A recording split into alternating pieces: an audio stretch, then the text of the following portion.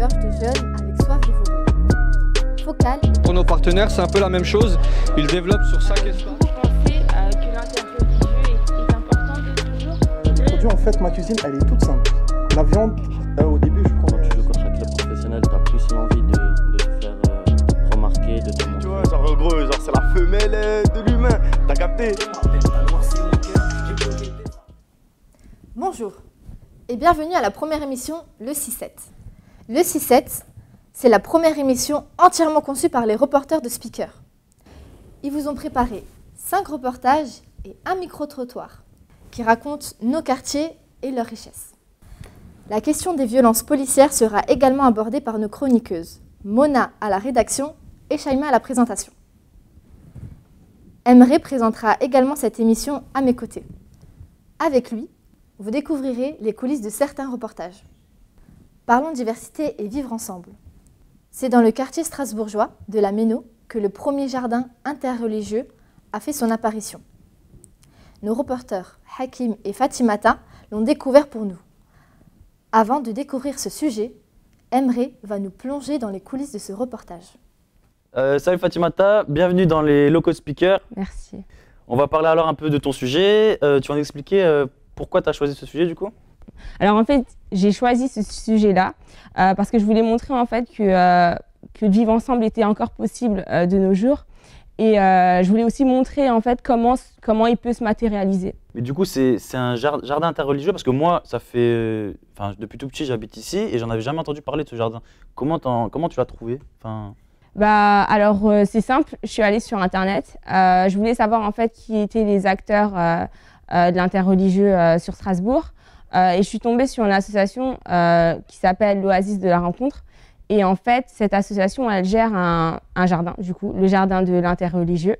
Donc j'ai décidé de leur envoyer un mail, leur expliquer ma volonté en fait de faire une interview, de les interviewer et de filmer le jardin interreligieux. Donc après, ils m'ont vite répondu, etc. Ce qui est drôle en fait, c'est au téléphone, il me disait que c'était pas sûr que je puisse en fait interviewer les 3 intervenants en même temps. Voilà, ça s'est fait et tout. Il m'a dit oui, vous avez de la chance, etc. C'est rare que les 3 intervenants soient libres le jour même, sur le même créneau horaire, etc. Donc, Ok. Et du coup, le message que tu voulais faire passer à travers ce reportage? En fait, ce qui est bien avec ce jardin, c'est un jardin qui est ouvert. C'est pas forcément réservé aux personnes qui suivent un culte en particulier. Le but de ce jardin-là, en fait, c'est de favoriser le dialogue entre les religions et les différentes cultures. Et du coup, pendant le tournage, comment ça s'est passé? Est-ce qu'il y a eu des galères? Parce que je sais que souvent dans les tournages, il y a souvent des galères. Comme avant tout tournage, on regarde la météo. Et du coup, la veille, on voit qu'il va pleuvoir. Du coup, j'arrive devant le portail, tout ça, je vois il pleut pas. Et après, donc j'ouvre le portail et là, il commence à pleuvoir. Le gérant de l'association, il me dit « Oh là là, je sais pas si ça va se faire, etc. » Tout le monde est en panique. Et moi, je suis en stress et tout, parce que je me dis on a réussi à réunir les 3 intervenants et tout. Si on décale ça à un autre jour, ça va être compliqué. Et du coup, quand Ismaël, le caméraman, arrive, et qui pose sa caméra, la pluie s'est arrêtée, donc on a vite commencé, etc. Et du coup, à la fin, juste à la fin, quand on dit au revoir, etc., il recommence à pleuvoir. Ah ouais. Ouais, il recommence à pleuvoir et du coup, c'est... Ah, vous avez de la chance alors. Abusé, vraiment. Ah, top. Ok. Merci alors à toi pour ce magnifique reportage. Merci à toi. Et à bientôt pour de futurs projets alors. À bientôt, j'espère aussi. Merci. À un moment donné, suite à nos rencontres, on s'est dit qu'il faut un signe plus matériel, plus caractéristique aussi. On a proposé à monsieur le maire, Roland Ries, à l'époque, l'idée de ce jardin. Pourquoi avez-vous cette volonté en fait de vous engager dans l'interreligieux? C'est d'essayer de se connaître mieux.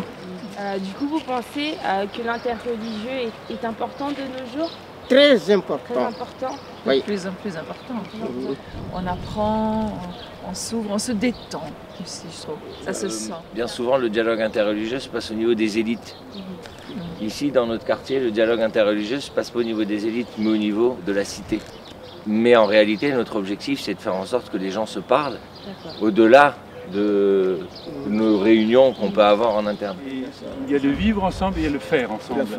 Et aussi des accueils, hein, des écoles, des collèges, lycées, des groupes religieux. Il y a beaucoup de gens qui viennent voir en Cologne, même si tu peux pousser. Donc là, en fait, vous avez l'œuvre juive qui est représentée par le mont Sinaï avec au-dessus l'étape de la loi. Comme vous le savez, l'étape de la loi, il y en a deux. Il y en a une qui représente les devoirs entre l'homme et son créateur, et l'autre qui représente le devoir entre l'homme et ses semblables. Et donc la scène avec Jésus au milieu qui a dans les mains une galette de pain, ça rappelle l'histoire où un miracle s'est produit parce que simplement les gens partageaient le peu qu'ils avaient. Avec cette question, y a-t-il un geste qui peut sauver le monde? Il y a le geste du partage. Avec l'œuvre musulmane, on a un livre là qui représente le Coran. Vu que notre thème c'est la fraternité, on a mis un verset qui nous parle de cette fraternité. Et on a des valeurs aussi autour des piliers de l'islam qu'on peut lire en bas. Nous avons marche ensemble entre les trois religions monothéistes. Et voilà, c'est devenu cet arbre appelé arbre ascensionnel. La tente d'Abraham. Alors pour nos rencontres, quand il fait beau en lieu ici aussi, ça peut être jusqu'à 100 personnes. Oh, oui, c'est aussi un espace où on peut vivre des rencontres culturelles très, très variées. Il y a aussi des jeunes qui viennent passer des moments ici. Donc la tente d'Abraham à l'origine était comme ça. Bon, il y a des rentrées partout. Bon, l'invité qui vient ou un passant n'a pas à demander où se trouve la rentrée de la maison. Effectivement, ici on est dans un jardin largement ouvert et disponible à tout le monde, à tous les non-croyants aussi, à d'autres traditions religieuses. C'est intéressant cette ouverture du jardin. C'est un jardin public, interreligieux. Oui. Ça, le mot public ici, c'est très intéressant. Avec le nom de l'association, le nom du jardin, l'oasis de la rencontre. Ce n'est pas limité à une communauté sans l'autre. Et ce qui nous intéresse beaucoup ici, c'est notre fraternité humaine, fraternité en humanité. Donc là, ça n'a pas de frontières. C'est une lumière sans frontières à diffuser partout. Voilà. Passons à un autre sujet. Parlons emploi. Nos quartiers regorgent de jeunes avec soif d'évoluer. Focal est un dispositif d'accompagnement de jeunes habitants des quartiers de la Méno et du Nehof vers l'emploi. Découvrez en images la présentation de ce dispositif lors d'une journée de lancement à la Méno. Reportage signé Ismou.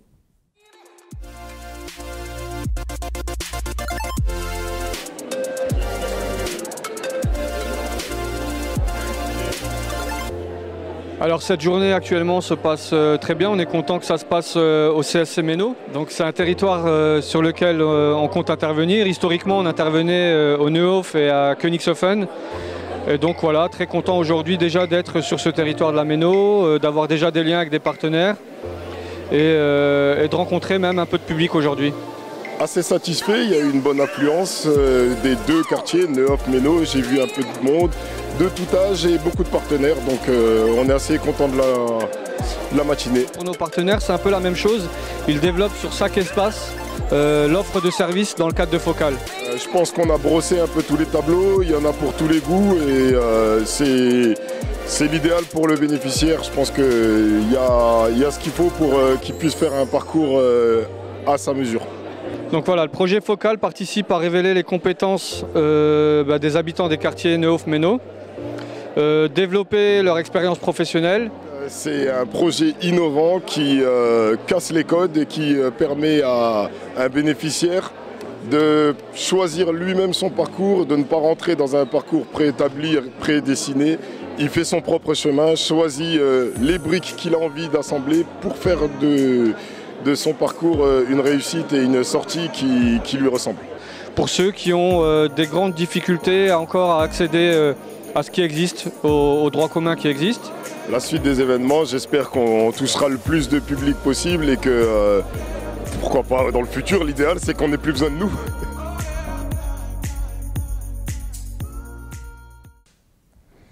La question des violences policières est un sujet qui revient malheureusement au devant de l'actualité. Mona s'est penchée sur le sujet. George Floyd. Tout le monde, ou presque, en a entendu parler. Cet Afro-Américain tué par un policier qui, en essayant de le maîtriser, l'a étranglé à mort. Ce moment, filmé et posté sur les réseaux sociaux, a choqué et indigné des millions de personnes, car cet incident n'est justement pas une exception isolée et s'inscrit pour beaucoup dans une tradition tragique de rapports de force tumultueux, voire meurtriers, entre ethnicités dans les institutions policières. C'était la goutte de trop. Et cet incident a provoqué des manifestations antiracistes, souvent anti-police, dérivant parfois en véritable émeute raciale. On vous explique rapidement le phénomène. La grande différence entre la France et les États-Unis réside dans les données chiffrées. En 2017, 987 personnes ont été tuées par balle aux États-Unis, contre 14 en France. Mais voilà, entre nous et eux, une chose est la même. Nous vivons dans un état de droit. Il y a différentes institutions publiques, comme la police, qui sont supposées harmoniser les relations entre les différents acteurs de la société civile et faire respecter les lois qui permettent un bon vivre ensemble. La bonne application des lois en vigueur suppose l'égalité des individus devant la loi. Imaginons qu'un homme, appelé Steven, a tué 2 personnes. Au même moment, une personne B, appelée David, a tué lui aussi dans les mêmes circonstances. David doit subir le même traitement que Steven, qu'il soit riche, pauvre, noir ou blanc. Alors forcément, quand on apprend dans une étude de 2014 de l'Université du droit de Michigan que les Noirs arrêtés pour un délit ou un crime avaient 75% de plus de chances de recevoir au moins une peine minimale, en opposition au sursis, dans les tribunaux américains que les Blancs ayant agi de la même façon, cela choque. Beaucoup y voient un racisme systémique, d'abord ancré dans la police, jusqu'aux tribunaux. Cependant, ironiquement, tout n'est pas noir ou blanc. Bien sûr qu'on a besoin d'institutions assurant la sécurité en société. Elle nous dirait par ses actions que les délits et crimes commis ne restent pas impunis, qu'ils soient commis par n'importe qui. La police peut exercer une violence avec des contraintes si elle se trouve devant quelqu'un avec une arme, qui risque d'être dangereux. Et c'est ça qui a choqué dans la mort de George Floyd. Non armé, la police était venue car il était soupçonné d'avoir usé d'un faux billet dans une épicerie. Pour l'immobiliser, ils ont utilisé la technique de l'étranglement, très controversée, qui a mené à sa mort. Beaucoup ont dénoncé cette violence disproportionnée, car personne ne devrait avoir le pouvoir de vie ou de mort sur un individu, et ce, même si l'individu est interpellé et coupable. Et dans un état de droit, un policier, abusant de ses fonctions, devrait être jugé par la justice. On se souvient du témoignage de Gabriel, 14 ans, qui affirme avoir été tabassé violemment par des policiers alors qu'il a été surpris en train de voler un scooter. On regarde un extrait de l'interview. Il y a une femme, elle m'a tenu les pieds et pendant qu'un barbu policier me tapait avec la pointe de ses pieds. C'est-à-dire qu'il faisait comment? Il donnait des coups de pied? Où ça? Dans mon visage. Le fait que certains officiers de police font preuve de violence en abusant de leur pouvoir crée ce sentiment d'injustice, majoritairement dirigé vers des minorités visibles, dénoncées par de nombreux témoignages, mais pas seulement comme nous le rappelle Gabriel. Certes, tout homme peut juger du bon et du mauvais. C'est ce qu'on appelle le droit moral. Le problème, c'est que si chacun impose sa loi, le droit, les lois, bref, les règles, tout cela n'est plus qu'un rapport de force. On n'est plus dans l'état de droit. Que ce soit avec une meilleure formation des policiers, un traçage plus strict par des caméras, le rôle des citoyens est de le faire respecter et de changer le système pour qu'il agisse dans un but initial, protéger la population et la démocratie.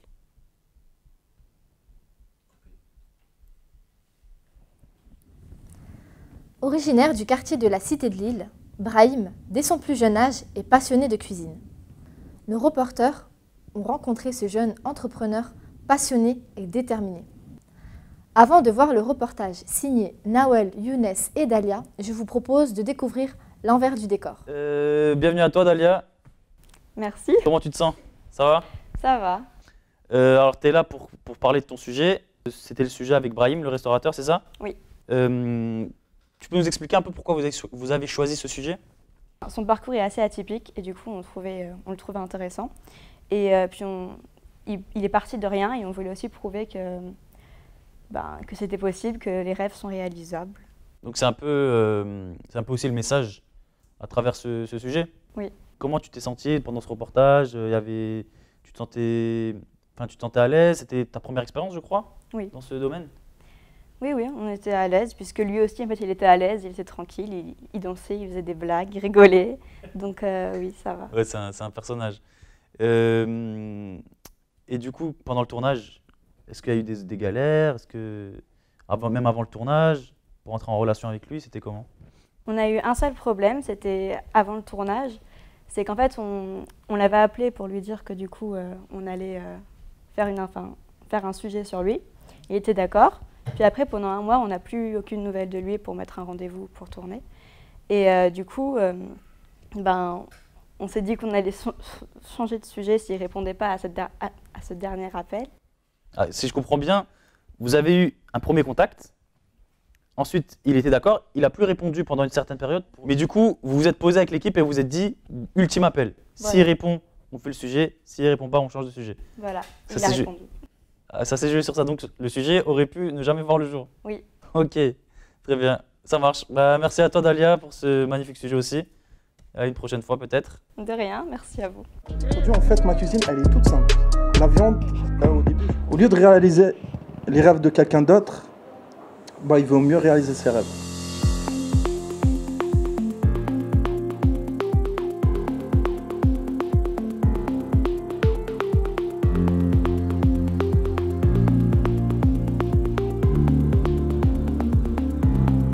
Je suis né le 5 mars 89. Je suis né en Algérie. Je suis arrivé en France en 2001. Du coup, ça fait 18 ans, 19 ans que je suis ici. Et après, je me suis dit, hop, il faut que je fasse de la cuisine. Et j'avais fait un CAP. Je l'ai eu. Après, j'ai fait un bac pro, mais je ne l'ai pas terminé. Parce que mon patron, il m'a proposé un bon salaire. Du coup, j'ai quitté le bac. Et quand je rentrais, la seule personne qui m'a encouragé, c'était ma mère. Ma mère, c'était la seule personne qui me disait, c'est pas grave, un jour aussi, tu auras un grade et tu seras bien. Et mon père, c'était le genre de... mon père, il voulait juste que je bosse à l'usine. C'est comment mon père, à chaque fois, il me disait, bon, tu as un salaire comme ça, hop, tu mets dans ta tête 500 €, que tu la mets à côté, qu'elle n'existe pas en vrai dans ta fiche de paye. Et le reste, tu peux t'acheter des habits avec, tu manges dehors, tu fais ce que tu veux. J'ai écouté en quelque sorte ses conseils et en fait ça va vite, 500 € chaque mois, ça va vite.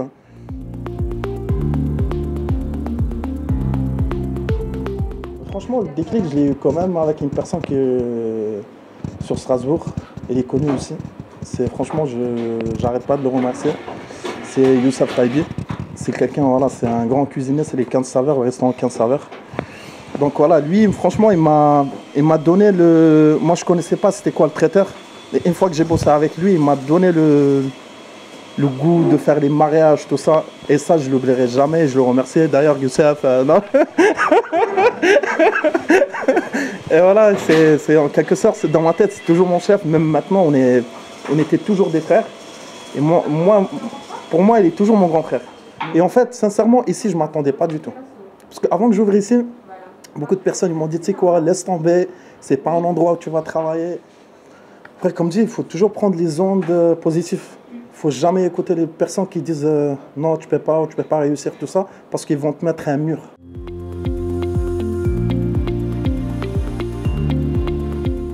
Les produits, en fait, ma cuisine, elle est toute simple.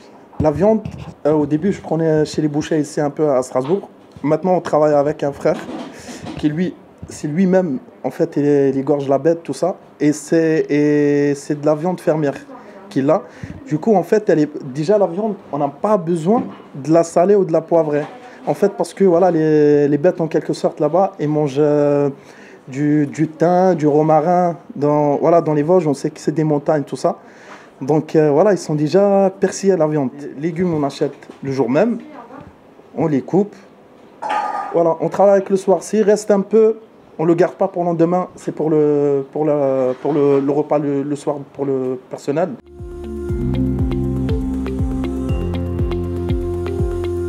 Sauce algérienne, sauce brésilienne au tartare, ce n'est pas des sauces qui se font dans un restaurant, c'est des sauces qui se font dans un snack. Mais la présentation de l'assiette, par exemple la viande qu'il y a sur l'assiette, on ne le trouve pas dans un snack. Et c'est ça en fait qui fait une petite mixture.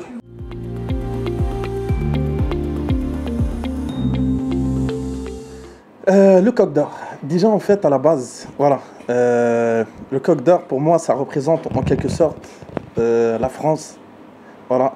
On n'oublie jamais ça parce que moi je suis venu ici. Le premier truc c'est on a appelé les 115. C'est eux qui nous ont secourus en quelque sorte. On n'avait pas d'endroit où dormir, tout ça. Voilà. J'ai passé quand même plus de 7 mois avec ma mère et ma petite sœur à l'hôtel. On dormait dans un hôtel. Après, on a partagé un appartement avec une autre famille. On se nourrissait au secours populaire en quelque sorte. Après, pour moi, c'est pas une honte ça, parce que pour moi, c'est une fierté. Je me dis, voilà, on a connu en quelque sorte la galère. Ça veut dire que c'est aujourd'hui, voilà, on a de l'argent aujourd'hui, on va pas faire les... Comment dire?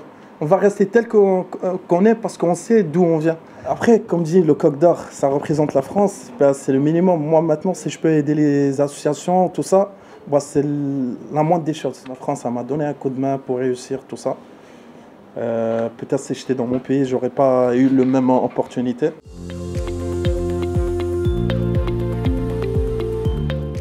Après, ceux qui ont quitté les études, moi, franchement, je leur conseille de quand même regarder ce qu'ils aiment bien faire et choisir le métier qu'ils aiment bien faire. Moi, alhamdoulilah, c'est comme ça que j'ai pu en fait éviter la rue, éviter le quartier, tout ça.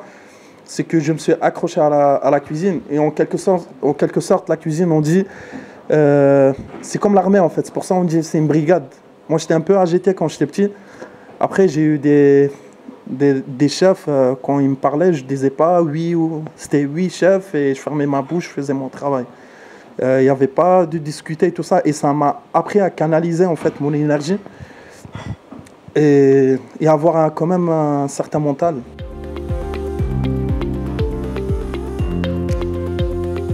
J'aimerais bien partir à Tokyo, j'aimerais bien partir en Angleterre, en fait avec des grands chefs qui peuvent me donner juste quitte même à comment dresser une assiette, ou assaisonner, ou mélanger les ingrédients.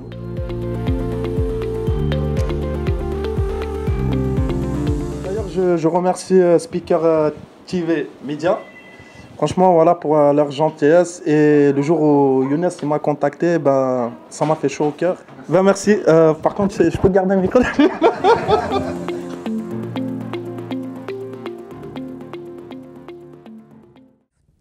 Allier réussite scolaire et passion du foot, c'est possible. Sabri, jeune habitant du quartier du Neuf, a intégré une filière très exigeante, celle du pôle excellence football, au sein du lycée Jean Monnet. Il nous raconte son quotidien de jeune sportif. Peux-tu te présenter, s'il te plaît? Je m'appelle Sabri Dalil, j'ai 16 ans, je suis milieu de terrain au FC Mulhouse. En parallèle, je suis au sport-études foot dehors Jean Monnet, où j'étudie également là-bas en général. Et tu peux me dire qu'est-ce que c'est le sport-études? Comme son nom l'indique, c'est les études et le sport ensemble. On est une classe atypique. Par exemple, l'année dernière, on n'était que des garçons. Cette année, il y a des filles aussi, mais qui sont en équipe de France, etc. En fait, on est une classe où l'emploi du temps il est aménagé en fonction des entraînements. Pourquoi tu as choisi Mulhouse alors que tu habites à Strasbourg? Ça faisait 10 ans que je jouais au SC Schiltigheim. On n'a pas su monter en U17 nationaux la saison dernière. En Alsace, à part le Racing Club de Strasbourg, il n'y avait aucun club qui qu'ils avaient des nationales, des 17 nationaux. Du coup, Mulhouse, ils m'ont appelé après la victoire qu'on a joué contre eux. Et je suis allé m'entraîner là-bas et j'ai décidé. C'est quoi l'avantage pour toi de jouer toutes les semaines contre des clubs professionnels? Bah, l'avantage, c'est que quand tu joues contre un club professionnel, tu as plus l'envie de te faire remarquer, de te montrer. Donc, tu as 2 fois plus l'envie sur le terrain. Tu mets beaucoup plus de rage. En 17 nationaux, dans les tribunes, il y a beaucoup de recruteurs. Donc, chaque match, c'est un combat. Chaque match, il faut se montrer. Le premier match que je joue, c'est contre Stade de Reims. Stade de Reims, je joue. Il met tout de suite titulaire. Et là, première action, je reçois ma première balle. Je joue tranquillement, comme si je jouais encore en DH. Je fais 2, 3, 4, 5 touches de balle. Et là, l'intensité, c'était vraiment un autre monde. C'était l'intensité, t'as pas le temps en fait. Tu dois jouer vite, il faut être prêt physiquement. Quand tu touches la balle, il y a tout de suite 2 joueurs qui te pressent, c'est compliqué. L'intensité, c'est 10 fois plus intense en national qu'en DH. Comment sont organisées tes semaines? J'ai 27 heures de cours, j'ai 8 heures de sport-études, 4 entraînements à Mulhouse. Je vais aussi à la salle de musculation, au Cercle Fitness, où j'ai un programme avec un coach sportif. Et avec cet emploi du temps, arrives-tu encore à avoir une vie sociale? C'est compliqué parce que tous les jours je suis chargé. Avec les entraînements à Mulhouse, je rentre... Tout dépend du train que j'ai après l'entraînement. Je peux rentrer à 22h30 comme à 23h30, comme c'est tard. Du coup, je n'ai pas le temps d'aller voir mes amis, mes anciens coéquipiers de Schiltigheim par exemple.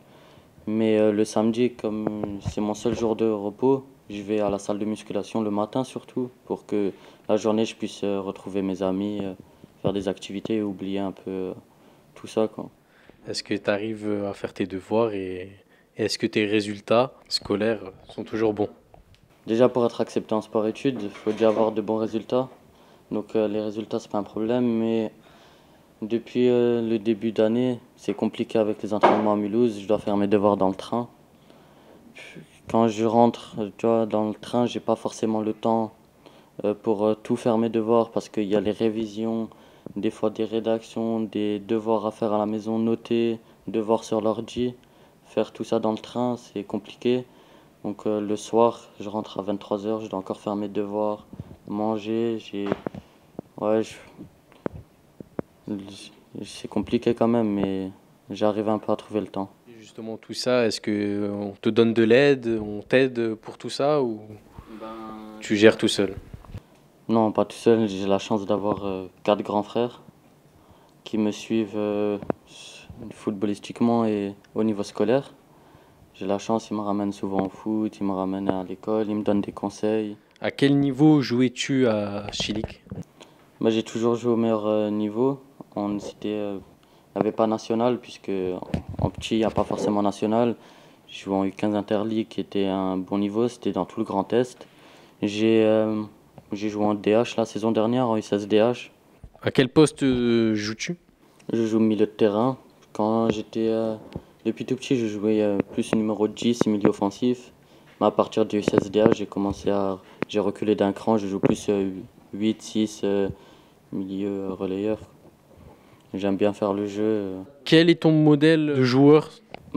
Pour mon football, c'est Marco Verratti, parce que j'aime énormément son jeu. Mais après, à regarder, j'aime Cristiano Ronaldo, c'est un exemple pour son travail, sa motivation. C'est un exemple pour tout le monde, parce que c'est un travailleur, un combattant, c'est un champion. Je vais te donner à chaque fois 2 choix et tu devras choisir entre les deux, quoi. Liga ou Première Ligue? Je préfère la Liga parce que c'est un peu mon style de jeu. J'aime bien tout ce qui est technique, les ressorties de balles. PSG ou Marseille? PSG parce qu'il y a des joueurs que tu peux prendre exemple. Benzema ou Suarez? Benzema parce que ce joueur il est impressionnant, que ça soit dans le jeu, dans la finition. Je pense que ce joueur, tu le mets même milieu de terrain, il s'en sort facilement. But ou passe décisif? Je suis milieu de terrain. Milieu de terrain, ça fait beaucoup de passes décisives. J'aime bien marquer comme tous les joueurs. Mais après, moi, que je sers un joueur pour qu'il marque ou que je marque, ça revient à la même chose. Tant que mon équipe gagne et qu'on marque des buts, c'est ça l'importance. 4-4-2 ou 4-3-3? Bah, c'est l'entraîneur qui décide, mais je préfère 4-3-3 quand même. C'est plus facile à produire du beau jeu. Au milieu, on est 3. C'est-à-dire on ramène de la densité au milieu de terrain pour produire du beau jeu. C'est ce que j'aime. Études ou football? Football. Bon, les études, c'est très important, mais le football, c'est ma passion. Et c'est pour cela que je fais tous ces sacrifices pour vivre de ma passion. Salle de sport ou entraînement? Entraînement, parce que l'entraînement, tu touches le ballon. C'est comme tous les joueurs, ils préfèrent toucher le ballon que travailler physiquement. Mais franchement, j'ai la chance d'être au Cercle Fitness avec Antoine et je prends énormément de plaisir à travailler avec lui. Et quels sont tes projets footballistiques? Être professionnel un jour, c'est des sacrifices à faire, mais c'est pour vivre de sa passion et c'est ce que j'aimerais faire. Qu'est-ce qu'on peut te souhaiter pour la suite? Ben, bonne chance pour que je réussisse dans mes rêves parce que je fais énormément de sacrifices pour y arriver. Ok, merci beaucoup Sabri. Merci à vous. Qui dit été, dit musique. Avec le soleil qui pointe le bout de son nez, les festivals et concerts sont de retour. Nous avons suivi un rappeur strasbourgeois, LAR, dans les coulisses de son concert le 4 mars 2020, à l'espace Django, dans le quartier du Néof. Différents artistes se sont produits également sur scène ce jour-là. Image signée Emre. T'as capté?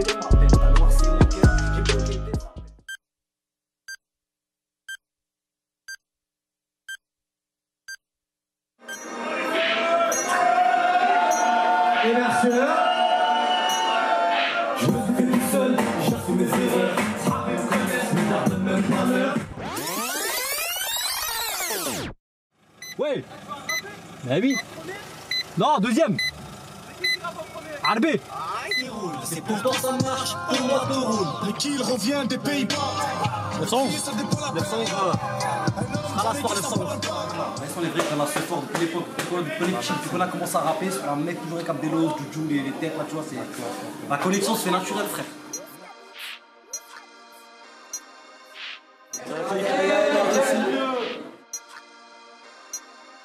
Je me suis fait tout seul, j'assume mes erreurs. Sahabi me connaissent, mais travaille dans ma loge. Elle a Aerocheck sous. C'est la yard entre loges. C'est le même. On a vécu des galères, on en a eu des problèmes entre les haineux. Et là, chef, on est reliés. Franchement, je pense que vous avez remarqué, comparé à l'époque, il y a une connexion entre Haute-Pierre et Néof qui n'y avait pas avant, à l'époque. La connexion Haute-Pierre-Néof, c'était tendu. Là, ces dernières années, il y a de la connexion Haute-Pierre-Néof. On fait des gros feats exparents comme ça. Et là, c'est franchement. Ah, c'est mon qui là. Là, il manque Nora Younes. Là, Nora Younes, portée par la mère, je dis pas, t'inquiète. La famille, petit cœur. 36 000 personnes qui rentrent dans la loge. On dit voilà, il y a que les non, mais sur le camp, pour reprendre la musique, frérot, c'est des gens comme Speaker, frérot, qui m'ont boosté un peu, qui m'ont donné de la force, qui m'ont tiré dans des bails. Viens, viens. Même si j'avais pas trop envie, viens, t'inquiète, regarde ça. Les petits à petites filles en aiguille, frérot. Ça me redonne envie, tu vois, de faire de la musique, tu vois. Quand je sais qu'il y a des structures autour, il y a des gens autour qui taquent. On est dans le reportage, frérot, on est ensemble, mon rêve, sur la vie de ma mère. Je sais pas combien d'années de placard faire, mais sur le corps toujours là. Après, on essaye de pas que raconter les mêmes choses, malgré voilà quoi. On essaye, tu vois, et de changer aussi là, comparé à ce que j'ai appris à l'époque. Donc ça change, tu vois, c'est plus. Je vois que c'est plus pareil, tu vois. Et c'est volontaire justement ce changement? En fait, c'est pas que c'est volontaire, c'est naturel, frérot. C'est naturel, ouais. Moi, tu grandis, frérot, à l'époque, je fais du rap, j'avais 17 ans, 18 ans, 19 ans, 20 ans, j'étais un gamin. Je te le répète, mon poteau, j'ai besoin de personne. J'ai fait C'est quoi la galère là? C'est quoi la galère? Shams, il a disparu. Au pire, t'inquiète, moi je monte une scène. L'homme que tout le monde cherche.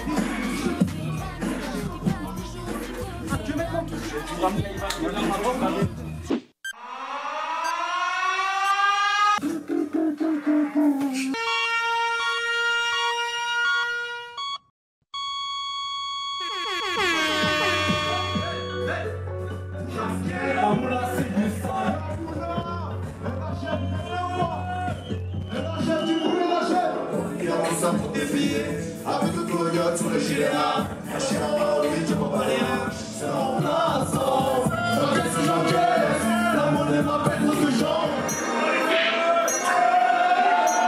Et merci là.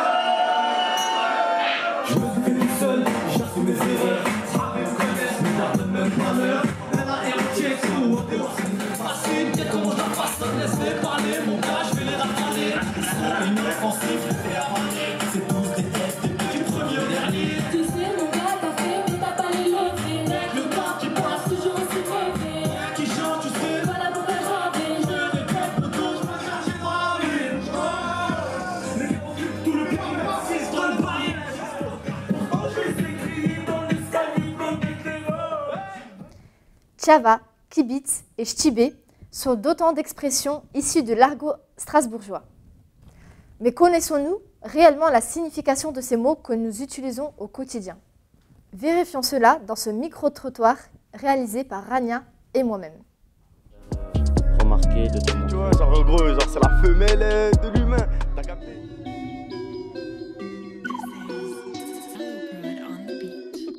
Question, réponse.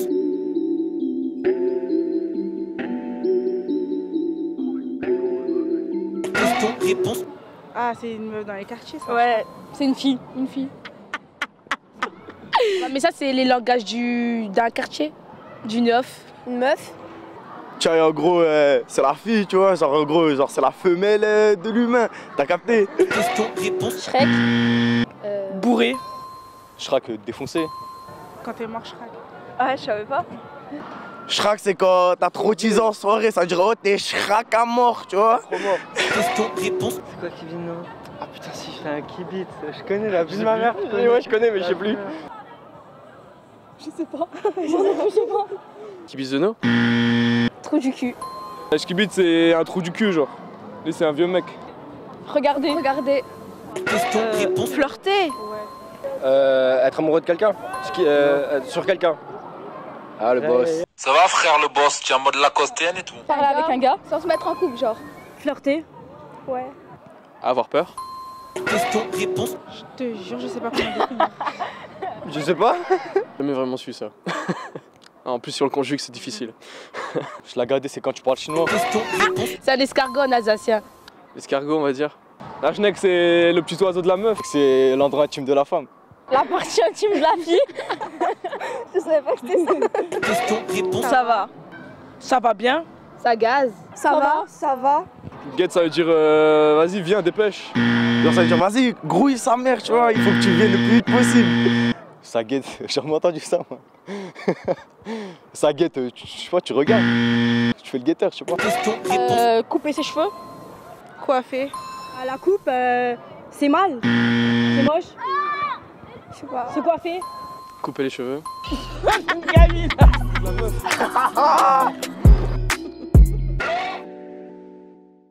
Nous vous remercions de nous avoir suivis et nous vous donnons rendez-vous à la prochaine émission. Le quartier regorge de jeunes avec soif d'évoluer.